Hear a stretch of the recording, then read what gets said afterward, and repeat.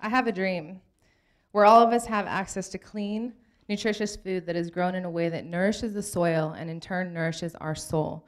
That food is a right and not a privilege, and that we live in a world where it is as easily accessible to all as the air we breathe. Food is grown everywhere and it is free. The reality, let's face it, is something other. I have a hard time personally trusting most things on a grocery store shelf and come to find that even organic isn't an honest label it claims to be, even though it's marketing to those of us who want to make a difference. Yeah, I did pretty good cutting that one. So much information, so many opinions. Monsanto says something, some may agree. This is labeled natural, 100% organic, 100% juice, but what's the sodium sterile lactolate? What's this nonsense? Is this really natural? Organically grown carrots? But wait, this farm is tapping in an ancient aquifer 24 hours a day to grow carrots in an environment that is the farthest thing from where it was originally grown. They originated in Afghanistan at high, cool altitudes. This organic farm is in Kuyama Valley, 100 degrees or plus many days of the year. They grow baby carrots, but that's a whole different story. So we stand in the face of what's happening around us. Distrust, disguised truth, brilliant marketing schemes, a bit of overwhelm, a hungry belly, and a lot of hope. So what's a girl to do? I started working farmers markets about 8 years ago, just after my return from living in Spain. For me, it started as a curiosity and a dancing of my taste buds, as I was introduced to so much good food, a deep sense of community, and people willing to share their knowledge, mainly about food.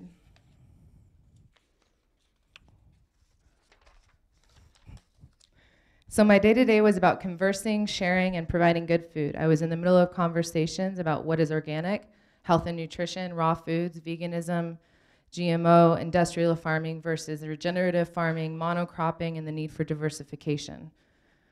Seed saving, heirlooms, saving the bees, aquaponics, watersheds, dry farming, food sheds, food hubs, localizing our food system, food insecurity, free range versus cage-free, and much more.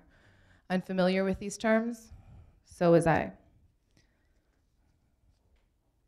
I got present to the bounty and abundance of Santa Barbara County and to how many amazing people were doing amazing things to create a brighter food future for all. Thus, Soul Food was born, a forum to bring all of the groups, organizations, and businesses and individuals who are working towards a sustainable food future together. And in turn, open up this forum to people who are not already in the conversation, in hopes that each of us may find the next step in becoming more food sovereign, be it growing a garden, getting chickens, or buying eggs from the farmers, shopping at the farmers market, taking a permaculture course, or joining the Eat Local Challenge, which is this October. You know what it is. It's inside of you. It's inside of all of us. It's interesting to me to witness how often these two align. What generally has us feel good, eating local veggies, being in the garden, learning, contributing to our community, is also good for the planet. At Soul Food Festival, which is this Saturday, we will have the opportunity to learn about the entirety of the food system from soil to soil, from the hands-on garden installation to the hands-on kitchen, local beer and wine garden featuring biodynamic wines and the best brewers around. Grape stomping, wine brewing, there's gonna be beer brewing right on site. We will engage with experts throughout the day on 3 stages with talks and demos on backyard poultry, compost worm bins, sustainable medicine for a sustainable world, the human microbiome, the benefits and uses of common spices, wild plant foraging, a living soil panel of experts, sustainable seafood, and of course a salad eating contest and a soul food chef competition. Taste what is possible in the Garden of Eden, our version of a sustainable food court where each chef is paired with one farmer to bring out the flavors of the bounty. Flatbread, bruschetta, grass-fed beef sliders, Indian cuisine, fresh juices, veggie wraps, soul food, Cali style, mama's meatballs, gelatos, almond milk sorbets, and more. It takes a village, doesn't it? I hope I'm on the right slide, y'all. It certainly does. It takes every single one of us rising up to the call, and food is the common denominator. It is a universal experience, and it is absolutely a birthright. Now, somewhere along the way, Some folks had a brilliant idea to market something here and market something there and get rich off the land. But it's gone astray, you see, because Mother Nature, she is brighter than you and me.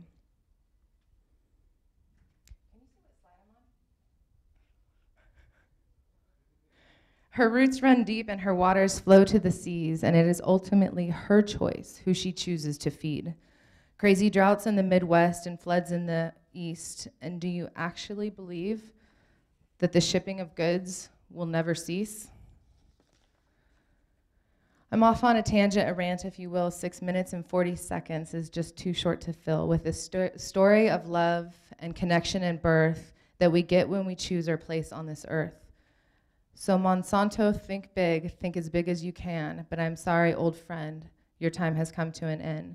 You aren't playing the rules, you just aren't playing fair, and when you wake up and look in the mirror and stare at the shell of a product you label as food, is it possible that you don't know what you don't know is true?